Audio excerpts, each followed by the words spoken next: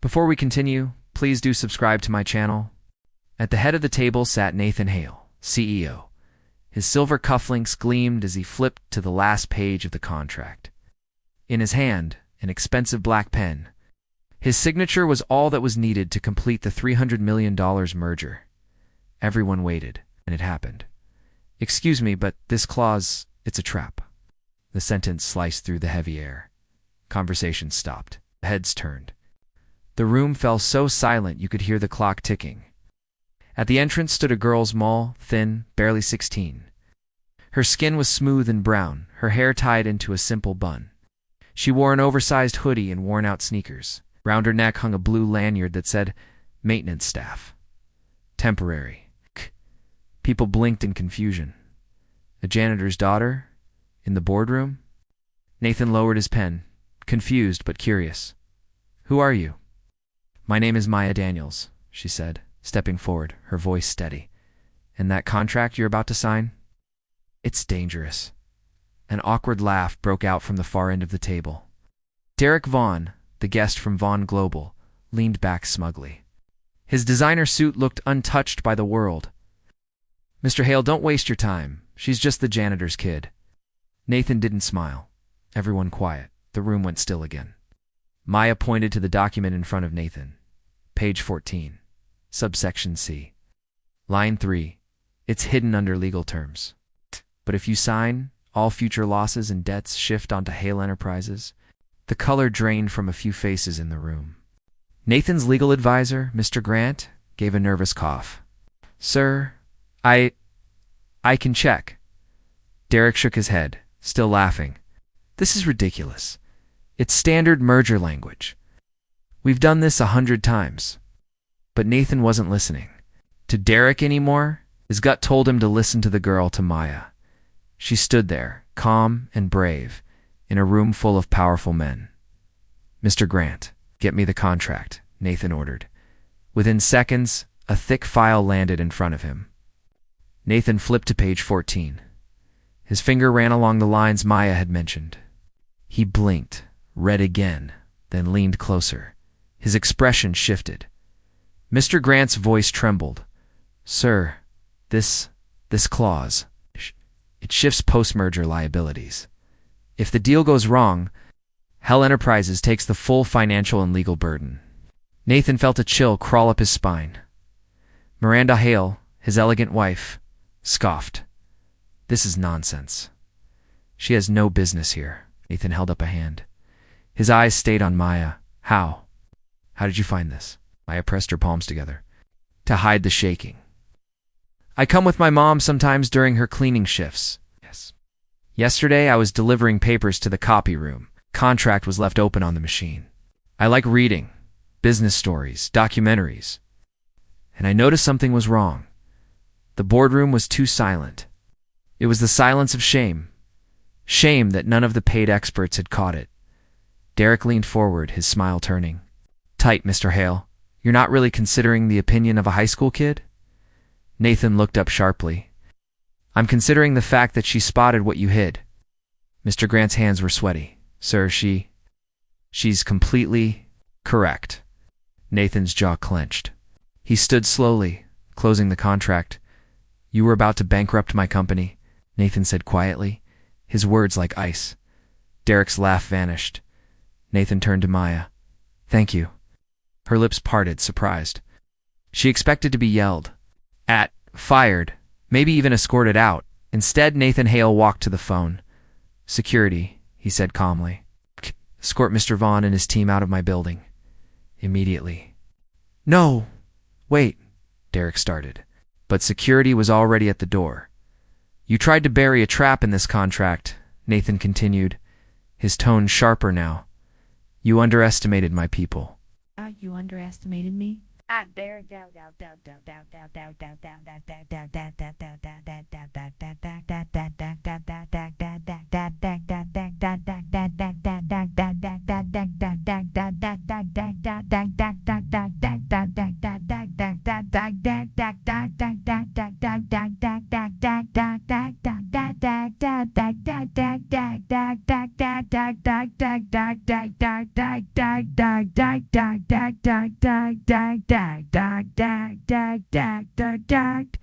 Dagged, dad, dad. Edgarad, whoa, what a dad, I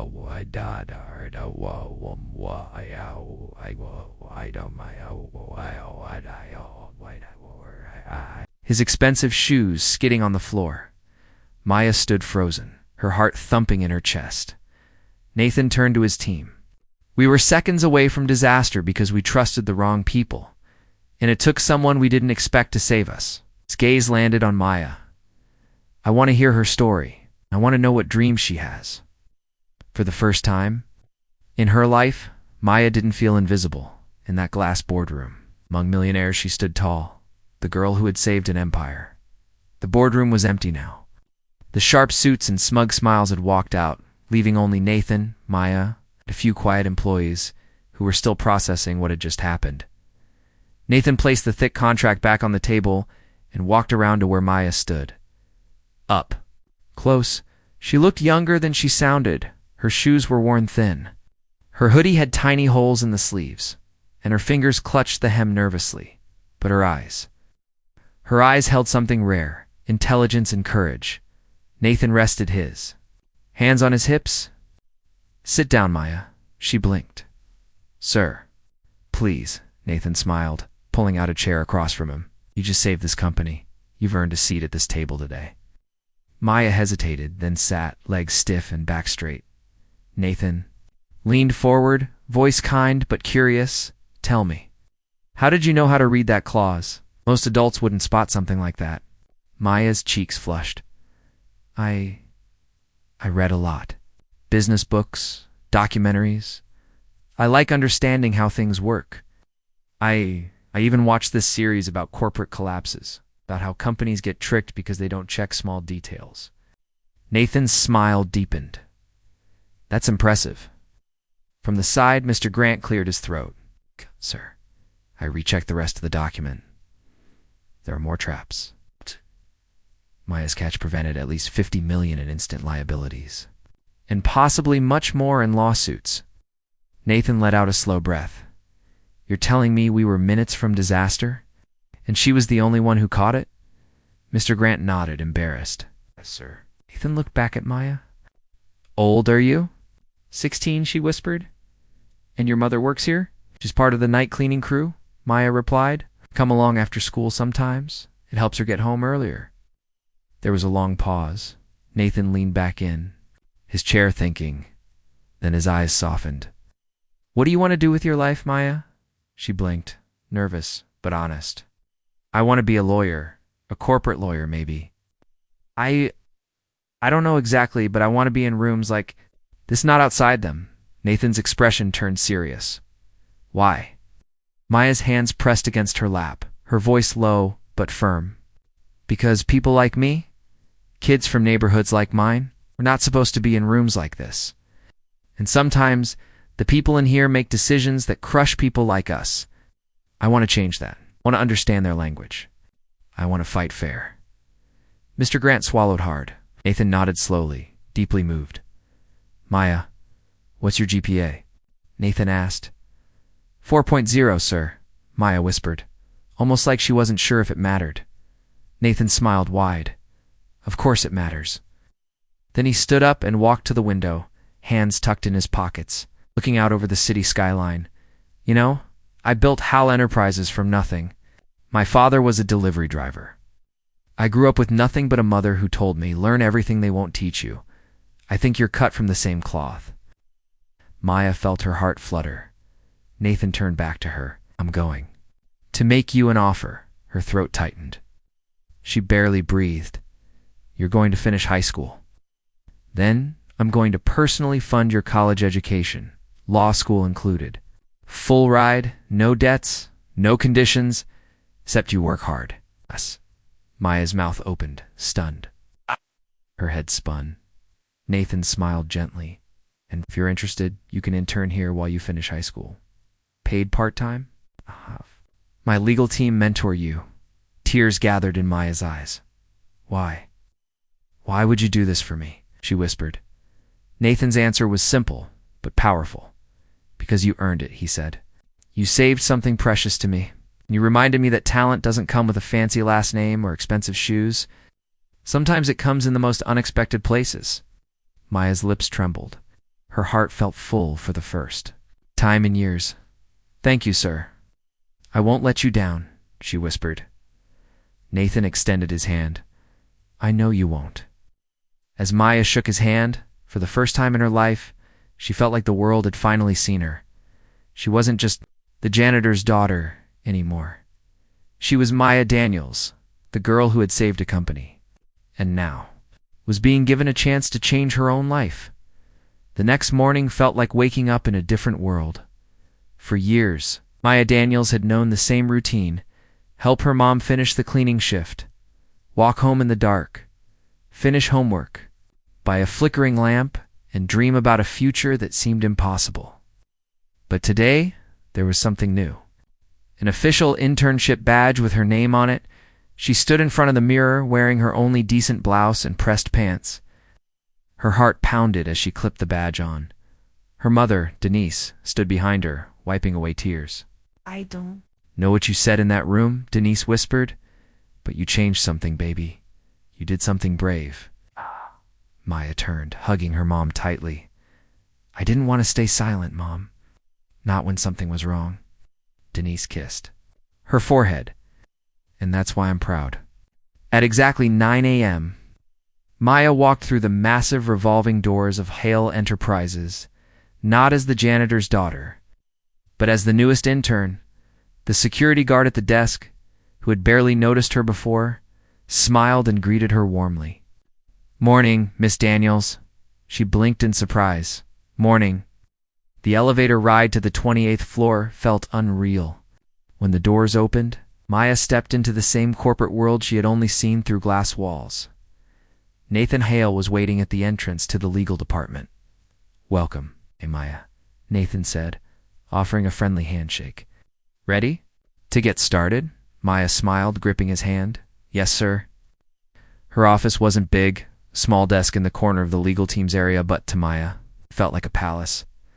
Mrs. Carter, a senior legal advisor, introduced herself. You'll be shadowing me. Don't worry if it feels overwhelming at first. You're here to learn. Maya nodded eagerly. By noon, she was already reviewing small vendor agreements, learning how to spot unusual terms. At first, the legal language seemed complicated. But soon, her sharp memory kicked in. She noticed a tiny inconsistency in one of the contracts. Mrs. Carter? Maya asked softly, pointing at the paper. Why is this rate increasing after 6 months? I thought this was a fixed-fee contract.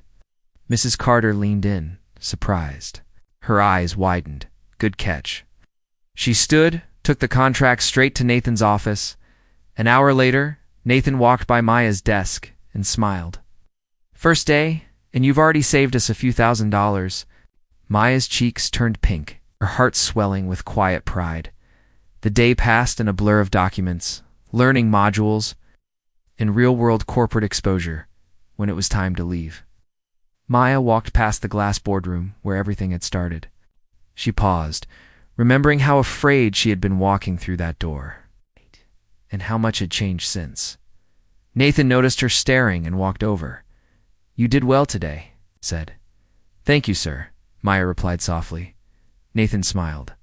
One day, you won't just be in these meetings. You'll be leading them. You'll be leading them. And for the first time, Maya truly believed it. Her life wasn't a quiet shadow anymore. It was the start of a story. That was just beginning. Every morning now felt different for Maya. She woke up before sunrise, grabbed her notebooks, packed a simple lunch, and walked proudly through the grand glass doors of Hale Enterprises. Gone were the days when she walked behind, her mother carrying cleaning supplies. Now her lanyard read, Legal Intern. People greeted her by name. Secretaries smiled. Security guards nodded with respect. Her first full week was both exciting and exhausting. Legal language was heavy, and sometimes her head throbbed by lunchtime.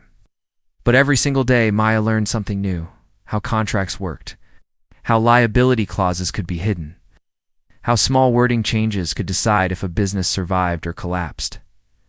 Mrs. Carter, her mentor, guided her patiently. "Don't rush, Maya," she said one afternoon, as Maya pored over a 20-page vendor contract. "Focus on understanding patterns. After a while, your eyes will spot problems before your brain even processes them." Maya took that advice seriously. She stayed late, reading old case files, asking questions no one expected from an intern. By the second week, something happened that changed everything. At a meeting reviewing supplier contracts, Mrs. Carter handed out documents. Executives sat around the table, chatting. Distracted Maya, quietly reading through one section, suddenly froze. Her heart pounded. She reread the line. "Mrs. Carter," Maya whispered, afraid to interrupt. Mrs. Carter leaned over, and Maya pointed to the paragraph. "This auto-renewal clause. It extends the contract indefinitely, even if performance targets aren't met." Mrs. Carter blinked, surprised. She read it again, then looked up sharply. Everyone paused. The room fell silent. Mrs. Carter addressed Nathan Hale, who had just entered.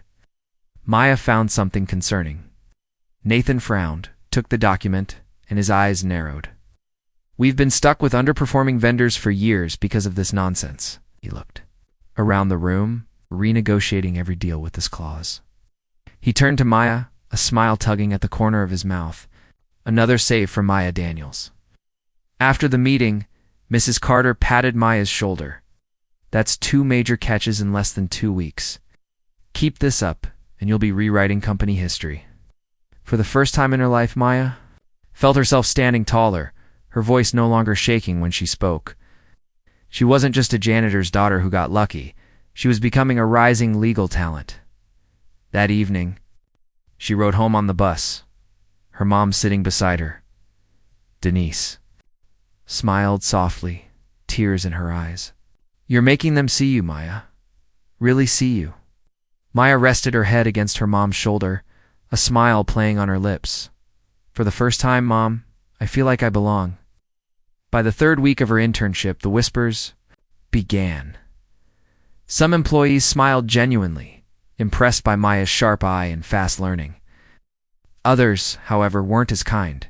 Jealous eyes followed her in the elevators. Quiet murmurs echoed in break rooms. "She's just a janitor's daughter," someone muttered one morning, too loudly. "She got lucky. Now everyone's acting like she's a genius." Another snickered by the coffee machine. Maya heard it. She felt the looks. But she kept her chin up and her focus sharp. Mrs. Carter noticed too. One afternoon, after Maya successfully flagged a risky penalty clause in a logistics contract, Carter sat beside her in the small intern office. "You'll hear them," Mrs. Carter said calmly. "The doubters, the jealous ones. People love success stories, but they also love tearing them down. Let me give you one truth, Maya. You don't owe anyone an explanation for your talent." Maya swallowed, emotions swirling, and nodded. "Thank you. I needed to hear that." Nathan Hall himself kept an eye on Maya's progress. Every Friday, he invited her for a quick 5-minute review. Maya would stand by his massive glass desk, explaining what she'd worked on, what she'd learned, and what she wanted to improve. One Friday afternoon, Nathan leaned back in his chair, arms crossed, eyes thoughtful. "Do you realize, Maya? You've already saved this company close to $1 million in potential errors." He asked. Maya blinked, stunned. I was just doing what you asked me to, sir." Nathan chuckled. "That's what scares me in the best way." What? But it wasn't just Nathan watching. Far above the legal department, in a sleek corner office, Miranda Hale Nathan's wife was paying close attention. Oh. She had seen the boardroom incident. She had seen Maya rise, and it unsettled her. One evening, Miranda called her assistant. "Schedule a meeting with Maya Daniels. I want to know exactly how this girl got in." The following week, Maya sat across from Miranda Hale. Miranda's tone was sharp but polite. "You've caused quite a stir, Maya." Maya smiled politely. "Only by doing my job, ma'am." Miranda leaned in, Remember, one smart moment doesn't make you special. This world, it's building. It doesn't get handed over icily. Maya kept her voice even. I didn't come here to take anything, Mrs. Hale. I came to learn. And if I do well, it's because I earned it. There was a long pause. Miranda smiled thinly. Will. See, Maya left the office with her heart racing but her resolve unshaken. One thing was clear. Many eyes were watching her. Some with hope, some with doubt. But Maya Daniels wasn't here to fade into the background. She was here to stay. Maya's days grew longer. But so did her determination. She arrived earlier than anyone in the legal department and stayed late, reading files no one bothered to. Explained to her, as she scribbled notes, asked questions, and absorbed knowledge like a sponge. By the end of her first month, something shifted. It wasn't just the interns who noticed her anymore, it was the executives. During a product licensing negotiation, a small team from marketing had overlooked a clause that limited brand expansion after 3 years. Maya caught it, again quietly pointing it out before the team walked into the meeting.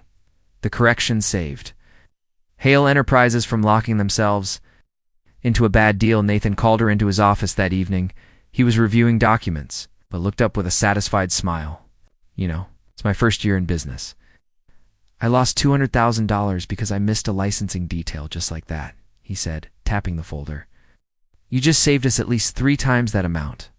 Maya felt a surge of pride. I guess I was lucky to spot it.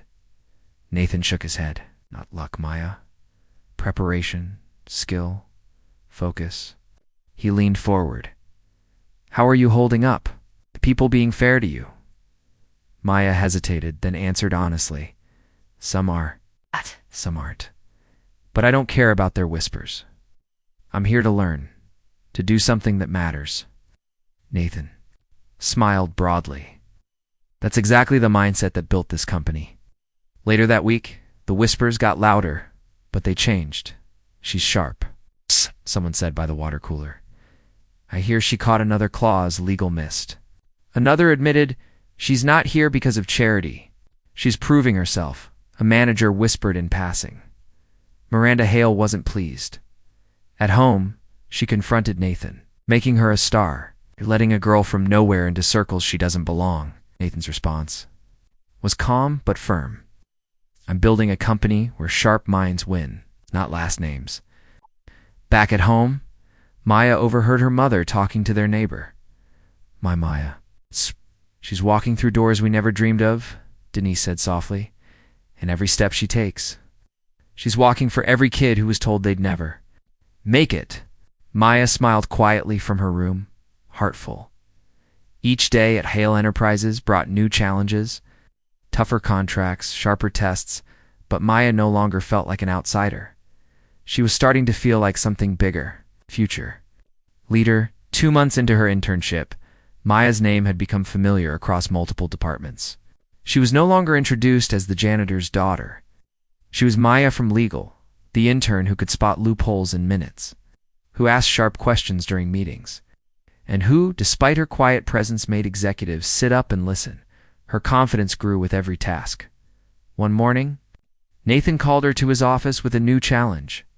We've got an acquisition proposal landing tomorrow, he explained. It's from a private equity group with a reputation for burying hidden exit clauses. I want you to study every page before the review meeting. Maya blinked.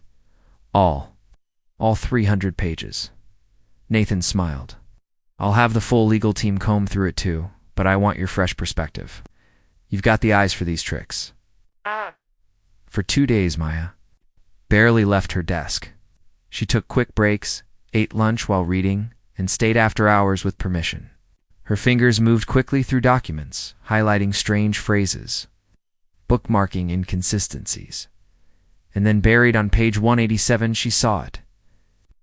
A hidden clause that allowed the private equity group to withdraw capital without notice, leaving Hall Enterprises stuck with heavy penalties. At the review meeting, senior legal staff presented their summaries. Nathan asked, Maya, did you spot anything unusual? Maya stood, took a steady breath, and calmly explained the hidden clause. She broke it down in simple terms. pointing to exactly how it would financially damage the company within 2 years. The room went silent. Nathan glanced at the lead counsel. Did anyone else catch this? No one spoke. Nathan smiled slowly, pride shining in his eyes. Looks like Maya just saved us again.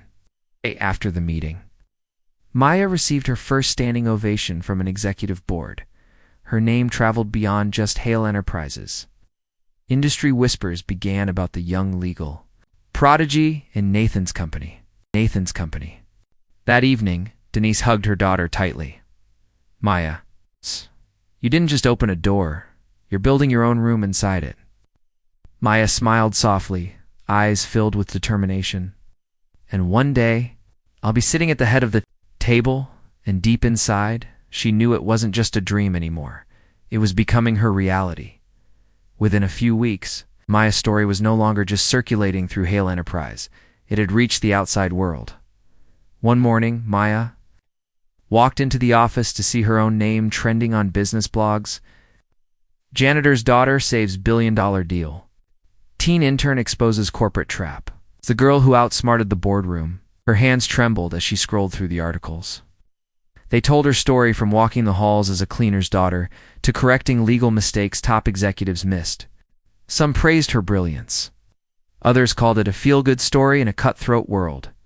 Nathan called her into his office. He was holding a printed newspaper with her face on it. Famous already?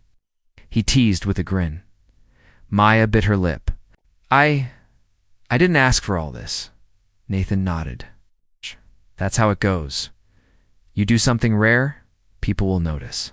Let them talk. He leaned forward. But remember this. What matters isn't the applause, it's how you use your voice now that people are listening. Later that week, the PR department asked Maya to appear in a company video, sharing her experience. Nathan supported it, but Maya hesitated. I'm not comfortable in front of cameras, she admitted. Mrs. Carter smiled. You don't have to be perfect, Maya. You just have to be yourself. The video was simple Maya in a quiet room, explaining how she caught the clause, how she loved reading contracts, and how she believed knowledge should never be wasted. It went viral overnight yet. With attention came critics. She's a PR tool, some said. Just lucky, others whispered. Why give this girl so much credit? Maya read the comments, but stayed focused. During a company event, she spoke for the first time in front of hundreds. Her words were calm but firm. I didn't save this company because of my background, but despite it, talent doesn't come from where you start. Comes from what you refuse to ignore. The crowd stood and clapped. That night, Nathan told Maya, You've done more in 2 months than many do in 2 decades. Maya smiled, standing taller than ever, because she realized something important. They could criticize her story, but they couldn't erase her success. As the days passed, Maya noticed a change, not just in how others looked at her, but in how she looked at herself. She no longer felt small walking into tall buildings. Her footsteps echoed with quiet purpose, and her questions in meetings were sharper, more confident. Nathan saw it too. One morning, he invited Maya to a senior strategy session, something unheard of for an intern. This next project is sensitive, he explained. It involves international expansion. We're reviewing partnerships abroad, and the contracts are complicated. Maya listened attentively, flipping through the early drafts. It wasn't long before she spotted something troubling. Partnership clause with a foreign distributor that limited Hale Enterprises from pulling out even if fraud was discovered. Sir, this line could tie your hands in future disputes, Maya said carefully. The room went quiet. Nathan's legal team leaned in. Another silence, then slow nods from the senior counsel. You're right, they agreed. Nathan beamed. You don't miss a thing, do you? Afternoon, Maya sat By the window in the company cafeteria, thinking about how far she had come. But she also realized every victory made her more visible, more vulnerable. Later that evening, Mrs. Carter pulled her aside. With recognition comes pressure, she warned kindly. You'll get bigger opportunities, but you'll also face bigger traps. Don't let the praise blind you. Stay sharp, stay humble. Maya took the words seriously. At home, Denise hugged Maya proudly. They see you now, but more importantly, you see yourself. Maya knew she was just getting started. The contracts were getting tougher, the meetings more intense, and the stakes higher. But instead of fear, she felt fire. She wasn't done. Proving herself, she was just beginning to rise, not just to survive. But to lead, a month later, Maya faced her first true challenge, not from a contract, but from people in power. It started when Nathan announced plans to restructure the company's outdated supplier chain, inspired by Maya's findings. This meant revisiting long-standing contracts, some of which had been quietly benefiting certain executives. Suddenly, Maya noticed the atmosphere shift. Some department heads who used to smile now avoided her. Her emails took longer to get responses. Even in meetings, senior managers gave her short, dismissive answers. One morning, she was called into a closed-door meeting with the senior VP. Mr. Lennox. His tone was polite, but the meaning was sharp. Maya, you've made quite an impact here. But sometimes interns overstep, he said, hands folded neatly on the desk. Maya stayed calm. I'm just doing what's right for the company. Mr. Lennox smiled thinly. Right, just understand your place. Let the more experienced team handle delicate matters. Maya walked out with her heart thumping, but not with fear. With anger, that afternoon, she went straight to Nathan's office and told him everything. Nathan leaned back, eyes narrowing. Good, you told me, he said quietly. Then his expression sharpened. I don't reward silence, Maya. I reward courage. You see something wrong, you speak. You feel pressure, you tell me. Later that week, Halley Enterprises held its quarterly shareholder meeting, a high-profile event with investors, press, business leaders. To everyone's shock, Nathan invited Maya to sit beside him at the front. When a question arose about internal accountability, Nathan didn't blink. I'd like to acknowledge Maya Daniels, he said. She's an intern, yes. But in the last 3 months, she's saved this company millions. Exposed weaknesses in our system and held us accountable when some people tried to shut her down. The room fell silent. Nathan's gaze swept across the executives. In this company, he continued, we rise by merit, not by title. And no amount of intimidation will silence integrity. The applause was loud, but the message was louder. That evening, Maya sat quietly in her room, staring at the city lights. She understood now. Power didn't just test your skills. It tested your voice, your courage. And Maya Daniels wasn't here to be silent. She was here to change the rules. The following weeks were like a whirlwind. Maya was given her biggest project yet, helping Nathan's special task force audit all old vendor agreements. It was tough, intense, work late nights, thick files, and constant scrutiny from senior leaders who, frankly, didn't want to be corrected by a teenager. But Maya wasn't afraid anymore. Every time she flagged a hidden clause, every time she explained it clearly, people listened. Slowly, attitudes shifted from resistance to quiet respect. Mrs. Carter told her, You're making people uncomfortable, Maya. That means you're doing it right. One Friday afternoon, Nathan walked into the legal floor with unexpected news. We've recovered $4.3 million in overcharges. Because of Maya's efforts, he said in front of the entire department. The applause was instant. But then Nathan added something that made Maya's heart stop. And starting next week, Maya Daniels will lead the review of future mergers and acquisitions contracts. She will report directly to me. Maya blinked, barely believing her ears. From intern to leading reviews that decided the company's future. After the announcement, some older executives left the room quickly. Others, especially the younger staff, gathered around Maya with smiles and congratulations. One whispered, You're changing how things work around here. At home, Denise was overwhelmed. My baby is running with CEOs, she said tearfully, holding Maya close. I cleaned their floors, and now you sit at their tables, Maya whispered. I'm not done yet, Mom. One day, I'll sit at the head of the table. And deep down, she believed it more than ever. Because Maya wasn't just an intern anymore. She was the girl who rewrote the rules of the boardroom. The weeks turned into months. And the girl who once sat quietly in the janitor's closet now walked confidently through the top floor of Hale Enterprises. One day an emergency meeting was called. Nathan Hale's biggest merger worth hundreds of millions was on the table. The room was filled with board members, lawyers, and financial advisors. Everyone looked tense. Nathan glanced at Maya as she entered. "Glad you're here," he said firmly. "I need your eyes." For the next 4 hours, Maya read through the entire proposal. Her pen moved quickly, underlining sections, circling words. She saw it something everyone else had missed. On page 96, buried in a footnote, was a clause that transferred long-term debt to Hale Enterprises. Hidden through complicated legal phrasing, she stood up calmly. "Sir, if you sign this, in 3 years this company could collapse under debt you didn't create." The entire room went silent. Lawyers scrambled to check. Senior partners whispered nervously. The lead advisor looked pale. Nathan looked directly at Maya and then closed the file. "This meeting is over," Nathan announced. "We're walking away from this deal."